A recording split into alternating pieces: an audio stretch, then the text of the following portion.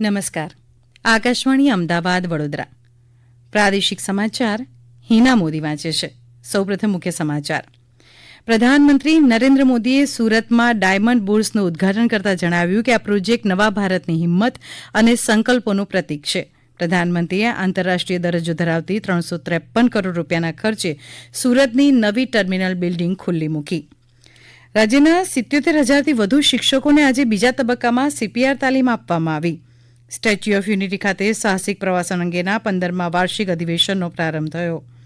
અને સમગ્ર રાજ્યમાં ભ્રમણ કરતી વિકસિત ભારત સંકલ્પ યાત્રાને નાગરિકોનો સારો પ્રતિસાદ મળી રહ્યો છે. સમાચાર વિગતવાર. પ્રધાનમંત્રી નરેન્દ્ર મોદીએ કહ્યું છે કે વિશ્વમાં આજે ભારતની ચર્ચા થઈ રહી છે અને મેડ ઇન ઇન્ડિયા એક પ્રતિષ્ઠિત બ્રાન્ડ બની છે. સુરતમાં ડાયમંડ બુર્સનું ઉદઘાટન કર્યા બાદ સભાને સંબોધતા પ્રધાનમંત્રીએ હીરા ઉદ્યોગને મહત્તમ લાભ લેવા અને ભારતીય જેમ્સ અને જ્વેલરી ક્ષેત્રને વિકાસની નવી ઊંચાઈઓ પર લઈ જવા અપીલ કરી હતી. તેમણે ઉમેર્યું કે ડાયમંડ બુર્સ પ્રોજેક્ટ નવા ભારતની હિંમત અને સંકલ્પોનું પ્રતીક છે. શ્રી મોદીએ જણાવ્યું કે ભારત હીરા ઘસવા અને નિકાસના ક્ષેત્રમાં અગ્રણી દેશ છે. જો કે વૈશ્વિક નિકાસમાં ભારતીય જેમ્સ અને જ્વેલરી ક્ષેત્રનો હિસ્સો હજુ પણ ઓછો છે.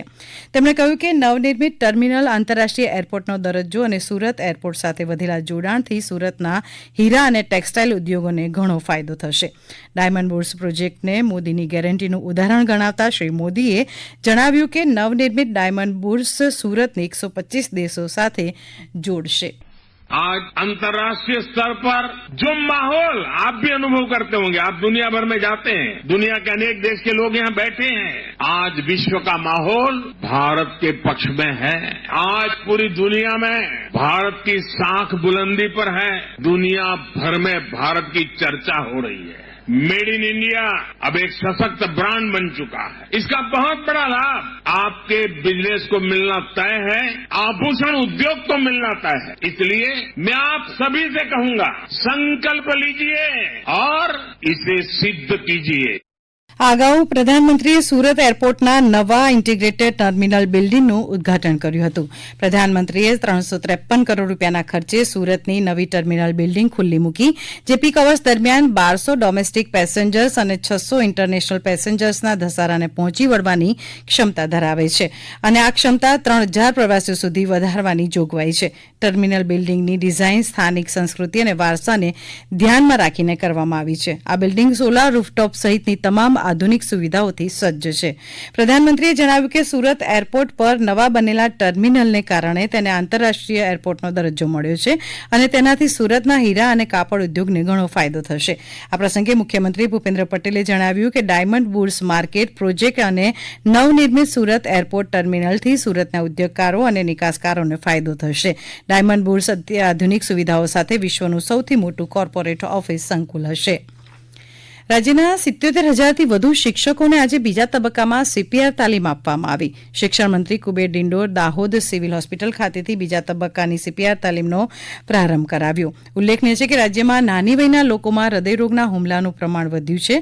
શાળાઓમાં અભ્યાસ કરતા વિદ્યાર્થીઓના સ્વાસ્થ્યની સલામતીને ધ્યાને રાખીને રાજ્ય સરકારની અને અનુદાનિત શાળાઓના 2 લાખથી વધુ શિક્ષકોને CPR તાલીમ આપવાનું આયોજન કરાયું છે. સુરેન્દ્રનગરમાં નાયબ મુખ્ય દંડક જગદીશ મકવાણાની ઉપસ્થિતિમાં શિક્ષણ ક્ષેત્રે કાર્યરત શિક્ષકોને CPR તાલીમ આપવામાં આવી. આ કાર્યક્રમમાં તેમણે જણાવ્યું કે આ તાલીમથી જાહેર રસ્તાઓ અથવા અન્ય સ્થળોએ શાળાના બાળકો કે અન્ય નાગરિકો પૈકી કોઈને જો હૃદયરોગના હુમલો આવે તો તેવા સ્થળોએ જીવ બચાવવામાં CPRની તાલીમ ખૂબ જ ઉપયોગી સાબિત થશે. પોરબંદર જિલ્લાના પ્રાથમિક વિભાગમાં 1400થી વધુ શિક્ષકોને CPRની તાલીમ અપાઈ, તો રાજકોટ સિવિલ હોસ્પિટલ ખાતે બીજા તબક્કામાં 3200 શિક્ષકોને CPRની તાલીમ અપાઈ. સ્ટેચ્યુ ઓફ યુનિટી ખાતે adventure tour operator association of India અને ગુજરાત પ્રવાસન નિગમના સંયુક્ત ઉપક્રમે યોજાઈ રહેલા 15મા વાર્ષિક અધિવેશનનો પ્રારંભ થયો છે. આ પ્રસંગે અરુણાચલ પ્રદેશના મુખ્યમંત્રી પેમા ખાંડુએ કહ્યું કે પૂર્વોત્તર રાજ્યોમાં ઊભી થયેલી ભૌતિક સુવિધાઓના કારણે આ 7 રાજ્યોમાં પ્રવાસીઓની સંખ્યા વધી છે.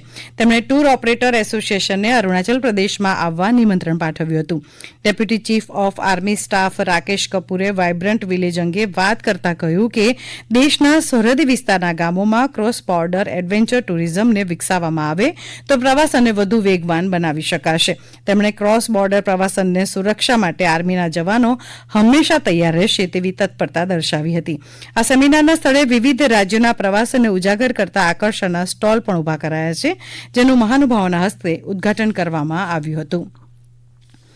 મહિલા અને બાળ વિકાસ મંત્રી ભાનુબેન બાબરિયાએ ગાંધીનગર ખાતે આયોજિત વિશાળ મહિલા સંમેલન નારાયણી સંગમને ખુલ્લો મૂક્યો.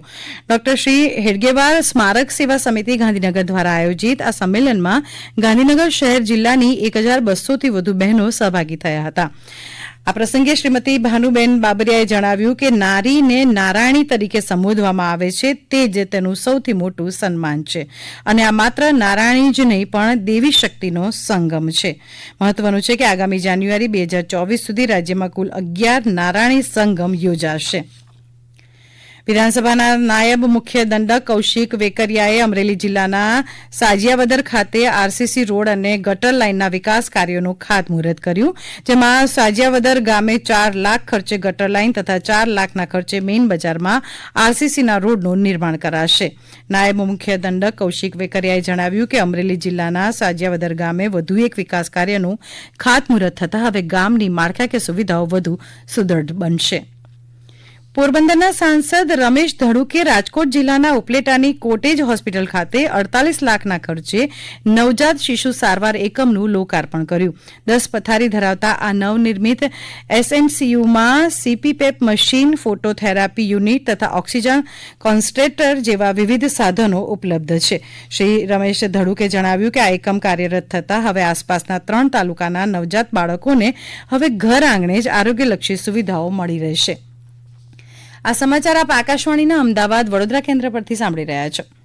ભાવનગરમાં આંતરમાળખાકીય સુવિધાઓ વધે અથવા આ ઉપરાંત લોકોનું જીવન ધોરણ પણ ઊંચું આવે તે હેતુથી ભાવનગર મહાનગરપાલિકાને 130 કરોડ રૂપિયા આપવાની સૈદ્ધાંતિક મંજૂરી મળી છે, જે અંતર્ગત ભાવનગરની આસપાસના વિસ્તારોના વિકાસ માટે 60 કરોડ રૂપિયા તથા 60 કરોડ રૂપિયા સડક યોજના હેઠળ અને 10 કરોડ રૂપિયા રખડતા ઢોર નિયંત્રણ માટે મળીને કુલ 130 કરોડ રૂપિયા મંજૂર કરાયા છે. જન કલ્યાણ અર્થે રાજ્યભરમાં વિકસિત ભારત સંકલ્પ યાત્રા સમગ્ર જિલ્લામાં પરિભ્રમણ કરી રહી છે, જેથી નાગરિકોને તેનો સારો પ્રતિસાદ મળી રહ્યો છે. પાટણ જિલ્લાના મેસર ગામે કેબિનેટ મંત્રી બળવંતસિંહ રાજપૂતની અધ્યક્ષતામાં યાત્રાના રથનું ભવ્ય સ્વાગત કરવામાં આવ્યું. આ પ્રસંગે મંત્રીએ લાભાર્થીઓને યોજનાકીય લાભો, સહાય અને હુકમપત્રોનું વિતરણ કર્યું. શિક્ષણ મંત્રી કુબેર ડિંડોની ઉપસ્થિતિમાં અરવલ્લી જિલ્લાના ભટેડા ગામે વિકસિત ભારત સંકલ્પ યાત્રા કાર્યક્રમ યોજાયો.